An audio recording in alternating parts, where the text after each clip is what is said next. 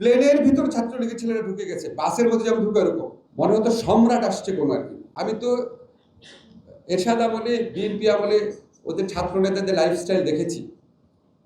হ্যাঁ, সেখানে প্রশ্ন তোলার অবকাশ ছিল।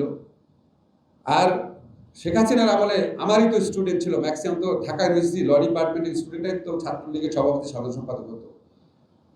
বিশ্বাস করা যায় না, আপনার মনে হতো সম্রাট আসছে কোনো আর কি, প্রোটোকল। আমি যে গল্প শুনতাম, আপনাদের ঘন্টার পর ঘন্টা গল্প বলতে পারবো। প্রত্যেকটা হল থেকে যখন যেত ছেলেদেরকে মানে কি বলবো, কৃত দাসের মতো করে নিয়ে যেত। এবং ধরেন জৌলভ হল থেকে যারা যেত তারা জৌলভ হলের নেতার নামে স্লোগান দিত। বড় নেতা আবার স্লোগান শুনে বুঝতে পারতো জৌলভ থেকে বেশি লোক আসছে নাকি, কম আসলে আবার ওর উপর শাস্তি হতো। খেতে বসছে মানুষ, ঘুমায় আছে, অসুস্থ আছে ছেলেরা, যেখান থেকে বলবে সাথে সাথে উঠে যেতে হবে, টর্চার করে মেরে ফেলতো নিতে না গেলে। এবং আমার নিজের জীবনে দেখা একটা স্মৃতি আছে। আমি সাইফুর রহমান সাহেবের একটা প্রোগ্রামে সিলেটে গিয়েছিলাম।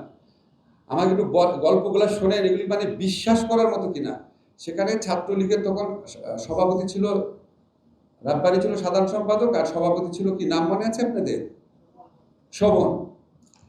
আমি ওই সিলেট শহরে গিয়ে দেখি সাইফুর রহমানের মৃত্যুবার্ষিকীতে প্রোগ্রাম। এত বড় একটা অর্থমন্ত্রী, বাংলাদেশের ইতিহাসে উনার মতো সফল সৎ মন্ত্রী আছে আপনারা বলেন?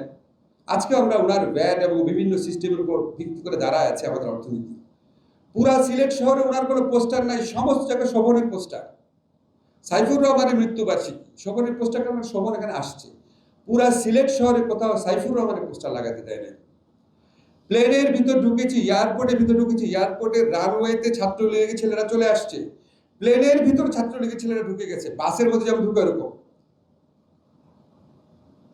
আমি হতবাক হয়ে গেছি দেখে। আমি তারপর ওর যে লয়ের ছেলে, আমি বললাম কি অবস্থা সম্বন্ধ, তাকে বললাম, খুবই লজ্জা পেল। তারপর ছেলেগুলো নেমে গেল, বলে তোমার পরের প্লেনে আসো, মানে পরের বাসে আসো মতো করে, এই তোমার পরের প্লেনে আসো এরকম।